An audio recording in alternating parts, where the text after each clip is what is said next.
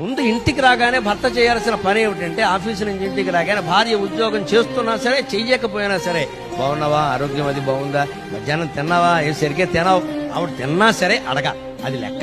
ముందు పలకరింపు. ఇక్కడ ఆఫీసులో మన గొప్పలు చెప్పుకోవడం కాదు. ఇక్కడ మనస్సుకైన బాధ కూడా ఒక్కోసారి చెప్పడం. ఏ అలా ఎందుకున్నామని అడగచ్చు కదా. అడగరు, ఊరికి కూర్చోబెట్టి వెళ్ళిపోవడమే. ఏ భార్య డల్గా ఉంటే అడగచ్చు కదండి. ఏ అలా ఉన్నామని అడగచ్చు. అడగాలని అనుకుంటుంది భార్య. కొడుకు అడగాలని అనుకోదు, తండ్రి అడగాలని అనుకోదు, తల్లి అడగాలని అనుకోదు, భర్త అడగాలని అనుకోదు.